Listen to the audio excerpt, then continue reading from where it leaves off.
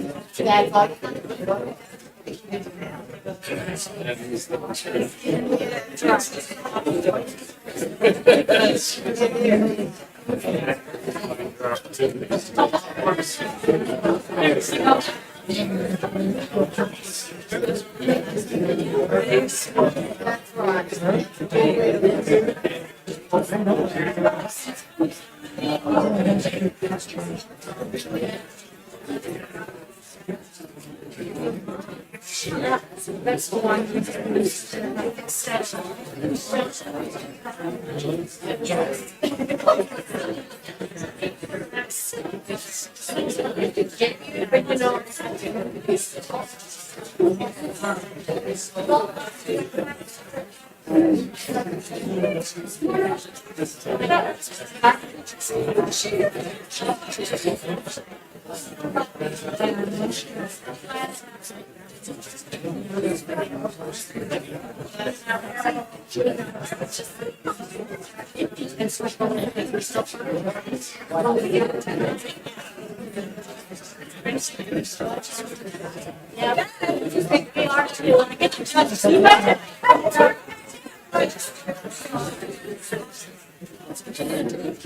Okay, how are you? Oh, are you? Is it your new one? Oh, right here. Oh, boy, but I can swear now. 2 years old, will keep him very fun. You enjoy it before you're glad. Grandchildren are great. Now pick them back.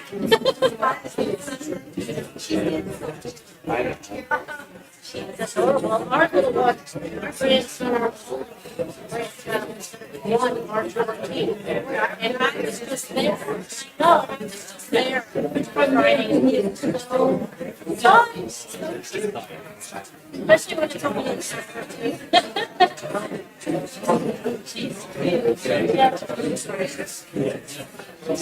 we got to Randy with me. Oh, yeah, that's what he said. Yes, that's right. That's right.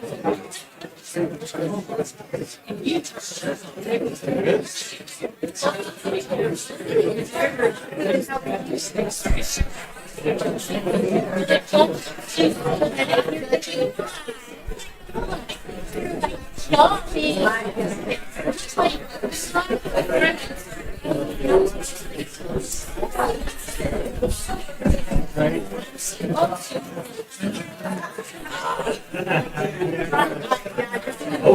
I think it's time to get started this morning. We're actually 2 minutes late. That's okay. I'll go 2 minutes over, so we'll make up the time, right? Oh, okay.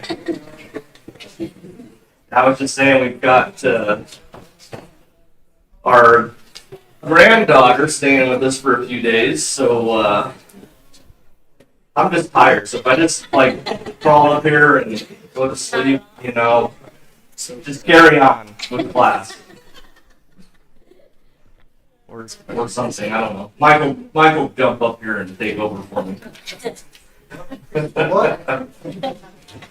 Okay, go ahead and turn Genesis chapter 46 is where we're going to be going this morning. And one question to keep in mind, a few people after class yesterday, but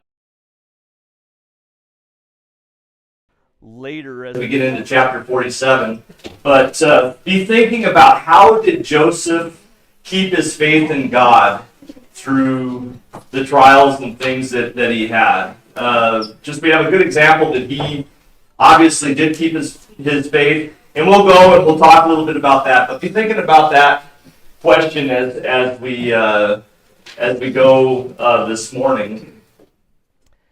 But in 46, we had just, the brothers had come and Joseph had revealed himself, and now they are loaded up with stuff and have gone back to their father. And the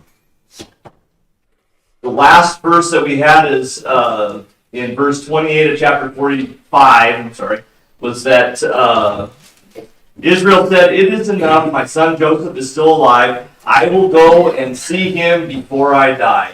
So again, they were loaded up with a lot of goods and wagons and told to bring their entire families and all of their household to Egypt.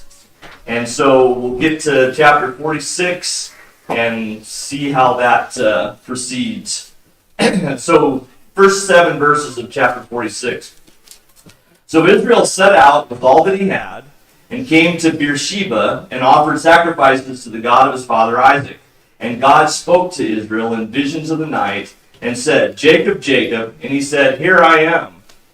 And he said, "I am God, the God of your father. Do not be afraid to go down to Egypt, for I will make you a great nation there. I will go down with you to Egypt, and I will also surely bring you up again, and Joseph will close your eyes." Then Jacob arose from Beersheba, and the sons of Israel carried their father Jacob and their little ones and their wives in the wagons which Pharaoh had sent to carry him. And they took their livestock and their property, which they had acquired in the land of Canaan, and came to Egypt, Jacob and all his descendants with him, his sons, his grandsons with him, his daughters, his granddaughters, all his descendants he brought with him to Egypt. Okay. So Jacob is heading to Egypt with all of his family. First off, he stopped off at Beersheba, and Beersheba, that's the well of 7 or the well of the oath. And we first see Beersheba back in Genesis 21 when Abraham and Abimelech made an oath there. So I mean, we keep going back to these places, and then we saw it again. Jacob does visit there before when he comes back with his wives and family. So Beersheba is a special place, and again, before he heads out, on his way, that's one place that he stops. He offers sacrifices to God, and then he has this vision. And in that, verse 3 and 4, he says, "I am God, God of your father. Do not be afraid to go down into Egypt. I'll make you a great nation there." And then he says in verse 4, "I will go down with you to Egypt, and I will also surely bring you up again." And then he says that Joseph will close your eyes, or that he will die there, and Joseph will be there with him. But interesting how God tells Jacob just this much. You're going to go down there, you're going to be a great nation, I'll make you a great nation. So there in Egypt, and then I'll bring you out of Egypt. So you go there for a little while, when it doesn't really say how long, and then I'll bring you up. Isn't it interesting that in this, God tells Jacob what he needs to know. You're going to go to Egypt, great nation, promises there, and then I'll bring you up. That's all that he tells him. Isn't it interesting? I mean, we know the rest of the story. And there's a lot that goes on beyond just that little bit that God tells him. But God fulfills that promise. But why do you suppose that God only told Jacob that much? Did he need to know more than that? If he knew more than that, he might not go. Might not. Yeah. Well, good point. Hey, you're gonna be stuck there. You're gonna be, your whole family's gonna become slaves and suffer and pain and all of that agony, and it's gonna take a lot to get you out of there. Yeah, it'd be kind of a tough one. I mean, that's not what God tells him here. He said, "Oh, you're gonna go down there, great nation, then I'll bring you back out." I mean, that's as much as he gets. Mike, did you have a comment? Well, God had spoken to the patriarchs and told some more about it, in previous encounters with Abraham. So, I think that it kind of plays into the question about how did Joseph maintain his faith. I think these must have been pretty dramatic encounters, dreams, visions. I mean, if God spoke to you, I mean, my dreams are always fuzzy. I wake up in the morning and I kind of try to remember, what was that about? But I have a feeling these were pretty vivid dreams. And, he had given a dream to Joseph also, and maybe that was pretty vivid. Maybe it's the kind of thing that you just really don't ever forget. And you can always kind of lean back on that, even though it may have been years between the times that God said anything. But God had promised Abraham he's going to make a great nation out of him. And they probably were wondering, how's he going to do that? And then all of a sudden he says, well, I'm going to take you into Egypt, and that's where you're going to become a great nation. And so maybe that was just enough. Maybe he said just a little, but it was just exactly what he needed to know at that moment, that this is fulfilling those other promises.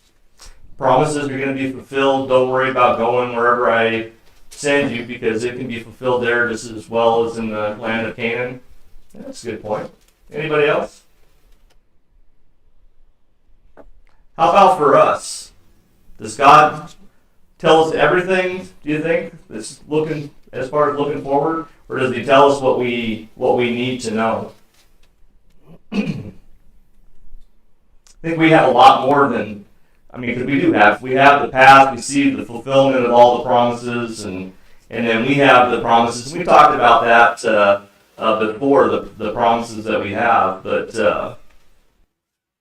there are some things that we just don't know, but probably we don't need to know as well. That's how the path of our life is going to go. But we know if we hold fast to what God tells us and what God gives us, the end is kind of similar to what Jacob told her. You're going to be a great nation, and I'll bring you out of Egypt. Sometimes the path may be a little not as fun as we would have liked it, but God's promise is going to hold. Go ahead, Scott. It's interesting. God gives us the ability to understand past and future and present. We have this recognition of what's going on. We even, we write history and we try to predict the future. And I can see one of the big reasons God gave us that was to help us understand how to trust Him. we could agonize over what's coming if we want, but it doesn't do us much good. On the other hand, if we put God's promises to work and we trust in Him, we learn something very useful. Absolutely. Karen?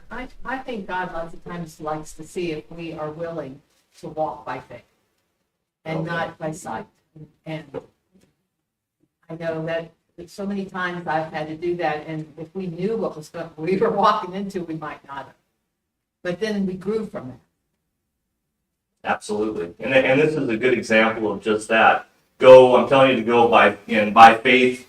Jacob is going there. And, the promise has been, from Abraham, Isaac, Jacob, that promise has been told to them over and over again. Here's one more time where, just go and by faith, he does that, things are going to happen for him. Again, we have the ability to see the whole story, and that for our own lives, it's the same thing. Walk by faith, and we'll grow through that as long as we hold fast. And it may be a little bit bumpy, but As long as we trust as it. long as we trust in God, it'll be fine. Yeah, go ahead. Previously, God had told Jacob's father, Isaac, not to go down. So, I think this is probably pretty important. He said, okay, go down to Egypt. I'm going to be with you. So, you don't have to worry about what I told your father. Right. That this is okay, and I'm going to be with you. At this time, this is what needs to happen. Because, yeah, absolutely, he wasn't supposed to go. And Abraham had gone into Egypt for a while also. And that wasn't where the nation or the promised land was to be. But at this time, with everything going on, yeah, this is where he needed to be. Go ahead. I think it's important also that he wanted to see his beloved son. He was happy to know he was alive, and he wanted to be with him and see him. And I think just the promise that God gave him of that, and even though knowing he's going to die, but his son would be there with him, I think that was a lot of it too, probably. Yeah, he's going to see this son that he thought was dead for, 23 years at least he's been. Go ahead, Judy. Well, twofold. When we're looking at the Bible and we're reading this story, we're seeing the big events that are happening. So for our own lives, or in my life, I didn't speak for everybody, when I'm walking into something that's really not where I want to go, or where I think I should go, I know because it's happened before. When I get there, there's these little things that happen along the way that sort of restore my faith in a way. There's something where I can see the providence of God. And there may have been some of that with him too, because we're only reading the big things that happen. So I would imagine that there's some of that happening because our end promise is heaven. So, when we have salvation and then we get to heaven, there's a big gap sometimes in between there. So There's a lot that happens in between. yeah, that, just the little things that happen that will restore my faith along the way. Good points. Oh, Jerry? So, if we look at the story, Jacob didn't have any other alternative. He could either stay there and his whole family die and not get any of the promise where he could go. But his two sons that he loved the most are in Egypt, and he's back there now. So He needs to go there, absolutely. you got to realize he's 130 years old now. He nowadays does not even think he can make it. But he lived 17 more years, so it was a good 17 years. Okay, let's go ahead and we'll go forward here, 8 through 27, and we get to hear a lot of names, so let's go through that. Now these are the names of the sons of Israel, Jacob and his sons, who went to Egypt. Reuben, Jacob's firstborn, and the sons of Reuben, Hanok and Palu and Hezron and Carmi, and the sons of Simeon, Jemuel and Jamin and Ohad and Yakin and Zohar and Shaul, the son of a Canaanite woman. The sons of Levi, Gershon, Kohath, and Merari. The sons of Judah, and Onan, and Shelah, and Perez and Zerah. But and Onan died in the land of Canaan. And the sons of Perez were Hezron and Hamul. And the sons of Issachar, Tola, and Puvah, and Iob, and Shimron. Sons of Zebulun, Sered, and Elon, and Jaleel. These are the sons of Leah, whom she bore to Jacob in Paddan Aram, with his daughter Dinah. All the sons of his daughters numbered 33. The sons of Gad, Ziphion, Haggai, Shuni, Esbon, Eri, Erodi, and Ereli. Sons of Asher, Imnah, Ishva, Ishvi, and Beriah, and their sister Sarah. The sons of Beriah, Heber, and Malkiel. These are the sons of Zilpah, whom Laban gave to his daughter Leah. She bore to Jacob these 16 persons. The sons of Jacob's wife Rachel, Joseph and Benjamin. Now Joseph in the land of Egypt were born Manasseh and Ephraim, whom Asenath, the daughter of Potipharah, priest of On, bore to him. And the sons of Benjamin, Bela, Becher, Ashbel, Gera, Naaman, Ehi, Rosh, Mupim, Hupim, and Ard. Mupim, Hupim, and Ard. Great names. These are the sons of Rachel who were born to Jacob. There were 14 persons in all. And the sons of Dan, Hushim, sons of Naphtali, Jaziel, Gunai, Jezer, Shalem. These are sons of Bilhah, whom Laban gave to his daughter Rachel, and she bore these to Jacob. There were 7 persons in all. Okay, all the persons belonging to Jacob who came to Egypt, his direct descendants, not including the wives of Jacob's son, were 66 persons in all. Sons of Joseph, who were born to him in Egypt, were 2. All the persons in the house of Jacob who came to Egypt were 70. Okay, that's 70 men that are the direct, or I guess from the sons of Jacob. So that's the total. Plus their wives and daughters and other sundry people. Okay, 70 in all. So you can see, I mean, Jacob, his family is certainly growing here. So he's entering in, and he's already got the makings of a good nation starting. Mike, how many years do we think it is between when they go to Egypt and when they come out? I think it's about 230 instead of 400. The 400. So we're approximately, if it's 230 to 400, so how can it be millions of people is the question. So obviously one thing I would do is do math. I love math, so I did some math for us. If we assume that we have growth of average 5 kids per son, or 5 sons per son, and each generation will give them 30 years to have their 5 sons.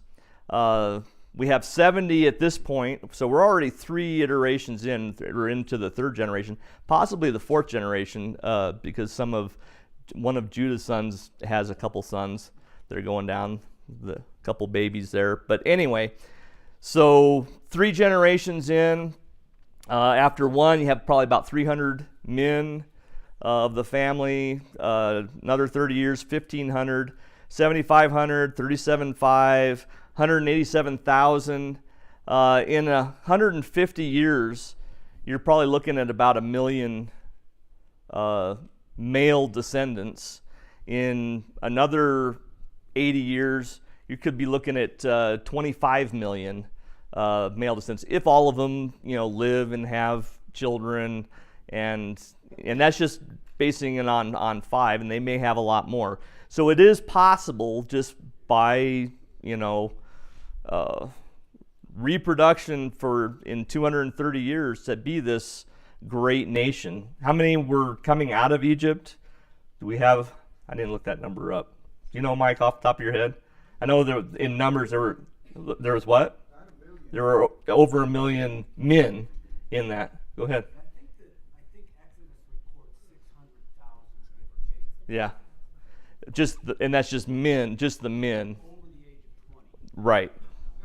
So, but there were millions that came out with their women and children and everything else. So it's very, very likely that, it's just from a pure number standpoint, not very hard to see that. Go ahead, Mike. So, from the book that I have been reading, it said that there would have to be a growth rate of about 4.6%, whatever that means. I don't know what that means, but that's what the people that figure that kind of stuff.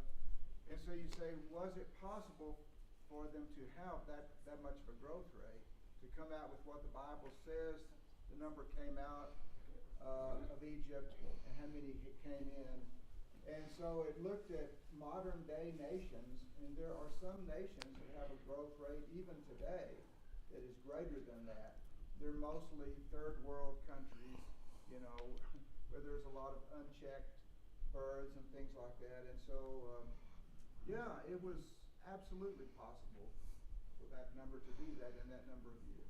Yep. And one thing, the lad, the youngster, the youngest, has 10 kids already as he's traveling there, and he was just a child, just a wee one. So they're obviously able to reproduce pretty rapidly here. Anyway, just throw that out. That was for free, just to get some numbers. I don't know. I just like doing some math. But anyway, let's go ahead and it's more fun than just looking at all the names and trying to figure out how to pronounce them all. Let's go ahead and we'll go 28 through the end of the chapter. All of them are heading down in that Pharaoh had sent. Now he sent Judah to Joseph to point out the way before him to Goshen. And they came into the land of Goshen. And Joseph prepared his chariot and went up to Goshen to meet his father Israel. As soon as he appeared before him, he fell on his neck and wept on his neck a long time. Then Israel said to Joseph, "Now let me die, since I have seen your face and you are still alive." And Joseph said to his brothers and to his father's household, "I will go up and tell Pharaoh, and will say to him, my brothers and my father's household, who were in the land of Canaan, have come to me. And the men are shepherds, for they have been keepers of livestock, and they have brought their flocks and their herds and all that they have. And it shall come about when Pharaoh calls you and says, 'What is your occupation?' that you shall say, 'Your servants have been keepers of livestock from our youth, even until now, both we and our fathers, that you may live in the land of Goshen, for every shepherd is loathsome to the Egyptians.'" Okay, so Joseph sees his father, hugs him, weeps on his neck for a long time. Can you imagine the reunion after all this time? And he sees his father finally, and they are reunited. Just a fantastic moment. I just can't even imagine being separated from a child for 23 years and then finally seeing them, and actually thinking that they were dead, and then they're restored. So it's just an amazing moment to see. And then he tells them, "Hey, we are shepherds. That's what we are. We've brought our livestock." And so when Pharaoh asks, "What do you do?" Tell him that's what we do. Even though shepherds are loathsome to the Egyptians. Why do you suppose shepherds are loathsome to the Egyptians?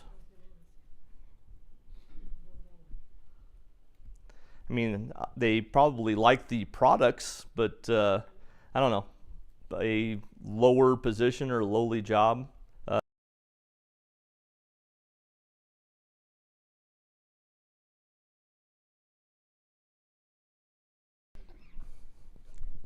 Go ahead, Mike.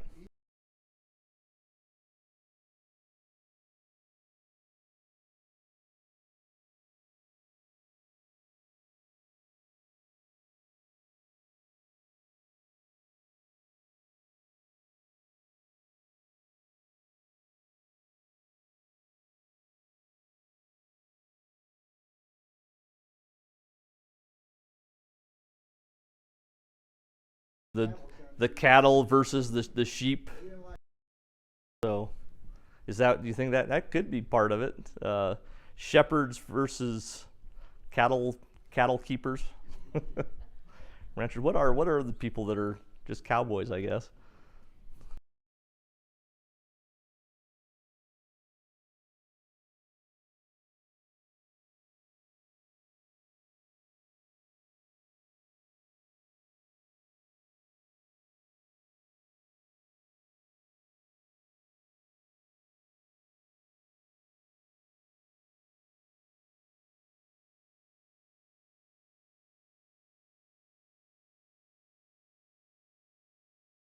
their gods. I mean, they had bulls and that is, but yeah, you don't see any sheep, ram. What was Ramses? I don't know. Anyway, think about that. I mean, anyway, the shepherds are loathsome to the Egyptians for whatever reason, and yeah, maybe it is just as simple as they have other animals and they just don't like sheep. But I guess you can look into that if you're interested. But that is what they have. That is what they're bringing. They have brought all their flocks, and when they go, and they're going to be established in Goshen. Let's go ahead and we'll get into chapter 47. We'll go 1 through 12, and then we'll come back into this, and we'll see where Jacob meets Pharaoh. Joseph went in and told Pharaoh and said, "My father and my brothers and their flocks and their herds and all that they have come out of the land of Canaan, and behold, they are in the land of Goshen." And he took 5 men from among his brothers and presented them to Pharaoh. Then Pharaoh said to his brothers, "What is your occupation?" So they said to Pharaoh, "Your servants are shepherds, both we and our fathers." And they said to Pharaoh, "We have come to sojourn in the land, for there is no pasture for your servants, flocks for the famine, for the servants' flocks, for the famine is severe in the land of Canaan.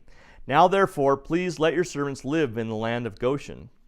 Then Pharaoh said to Joseph, "Your father and your brothers have come to you. The land of Egypt is at your disposal. Settle your fathers and your brothers in the best of the land. Let them live in the land of Goshen.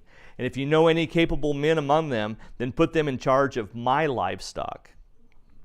Then Joseph brought his father Jacob and presented him to Pharaoh, and Jacob blessed Pharaoh. And Pharaoh said to Jacob, "How many years have you lived?" So Jacob said to Pharaoh, "The years of my sojourning are 130.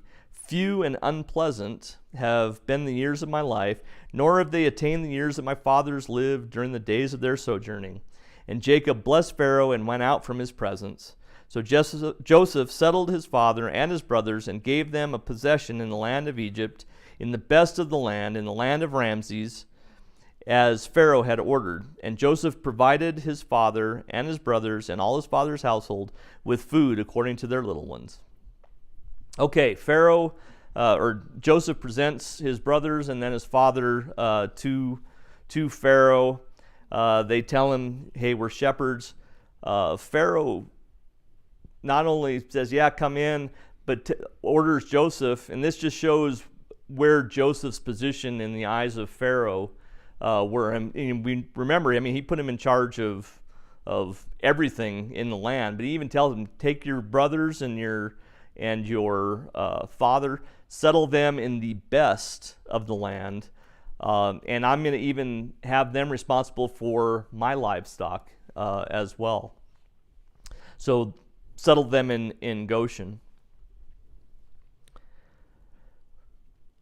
As we look here, as far as where he's settled, I think verse 6 really, I mean, and we just said that, but I think it really says it all. The land of Egypt is at your disposal.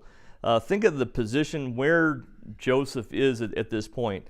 The entire land, Egypt, I mean, whatever, just, you figured out where to put him, whatever, but the whole land it's at your disposal. And not just at your disposal, but put him in the best of the best places in Egypt. Do you have a comment, Jerry?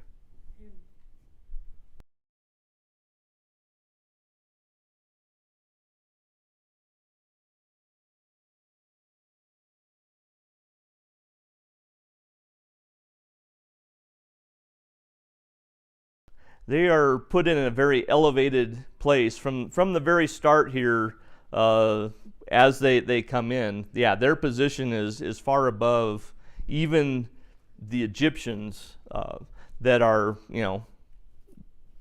in the land, part of the land at this point.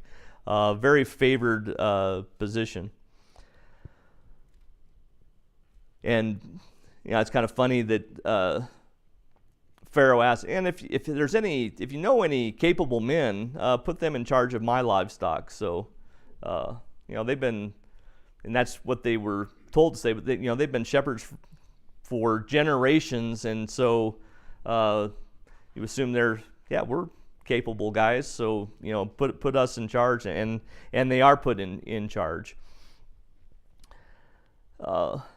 And now we're going to get to the point. Let's talk a little bit. We'll start with in verse 9, Jacob's perspective. Jacob does come here by faith, and we've seen the faith of Jacob in his life. But in verse 9, as Jacob is talking to Pharaoh, this is how he describes himself. The years of my sojourning are 130, few and unpleasant, or evil, or some translations, have been the years of my life, nor have they attained the years that my fathers lived during the days of their sojourning. So he's 130, but his fathers lived longer. He sees himself, he's like, my years are few, they're less than my ancestors, and they are unpleasant, evil, terrible. Why do you suppose this is how Jacob talks to Pharaoh or answers him about himself?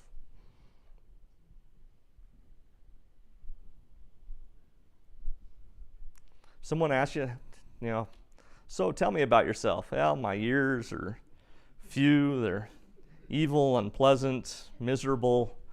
Really have nothing good to say at this point. Go ahead.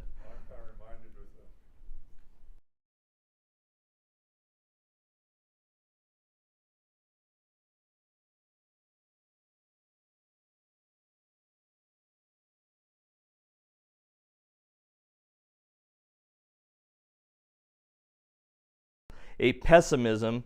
Went ahead and I put, there's a few things, why would Jacob feel pessimistic? If you look back at his life, he was on the run from an early age. He's threatened by his twin brother was gonna kill him. He's also lived a life. He's guilty of sins on his own. He himself has been cheated. He's been mistreated. He's been betrayed.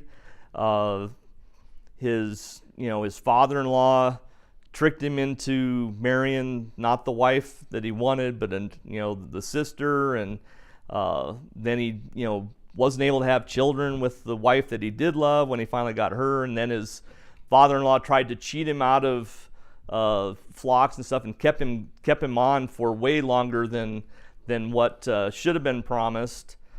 His daughter was raped and abused. His favorite wife died in childbirth with Benjamin. His favorite son,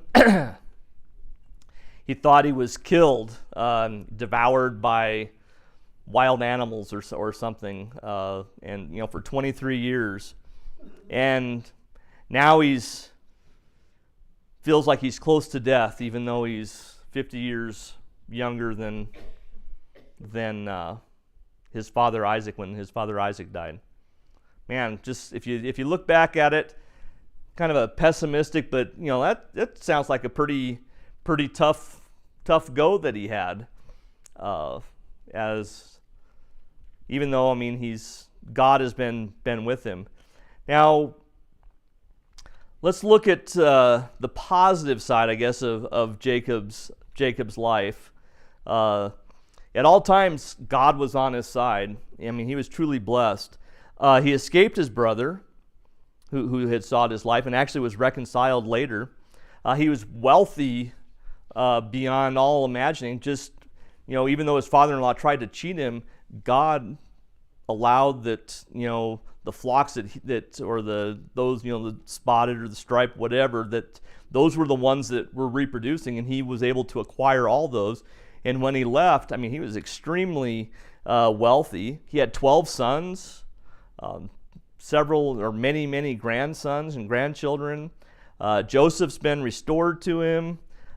His family is now saved from starvation because of the position of Joseph, and he's going to be living in the best land that's available at this time in Goshen. So there's a lot of things there for him to look at and see. And yet, as he talks to Pharaoh, he just kind of has a little bit of a pessimistic attitude.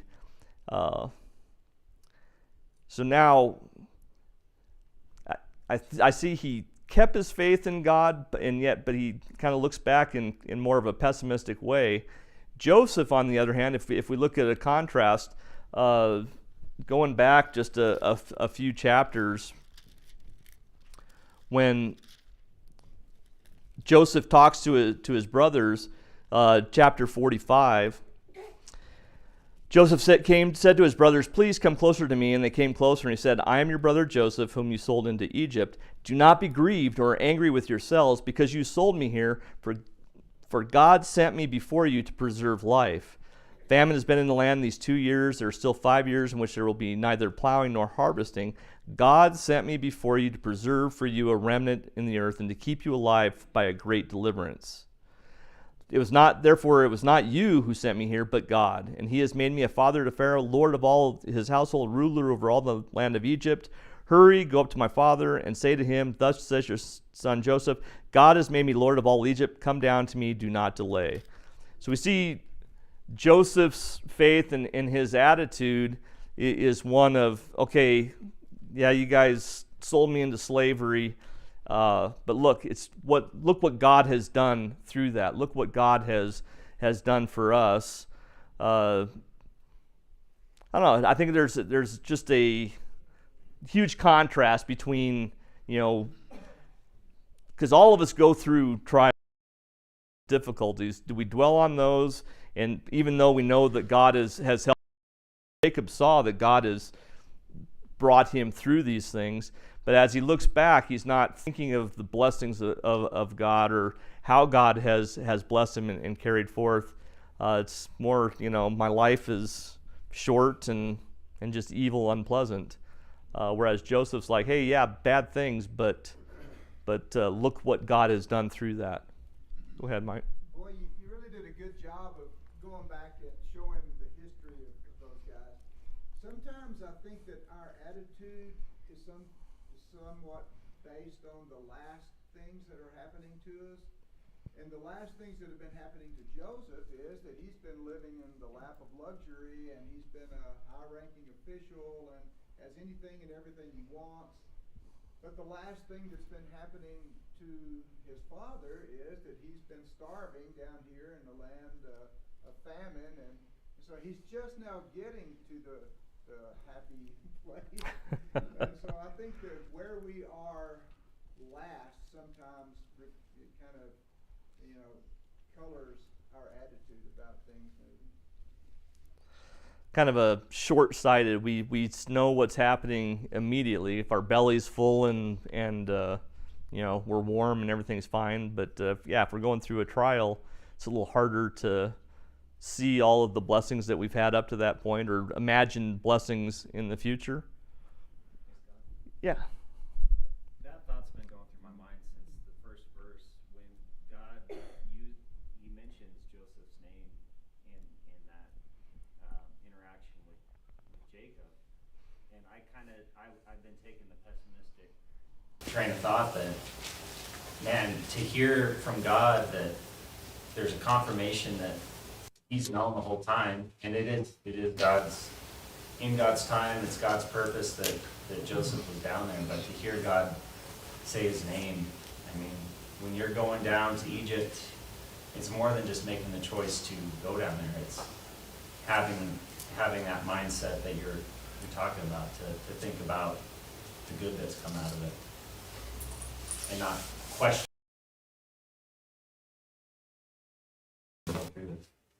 Right. Which goes back to the first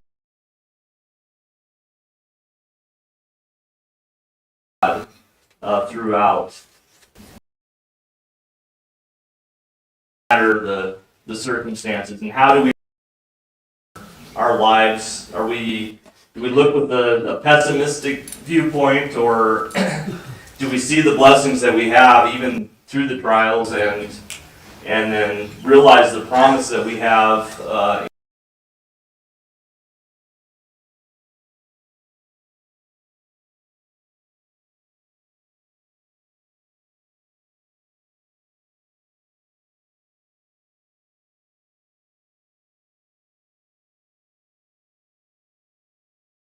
you. This had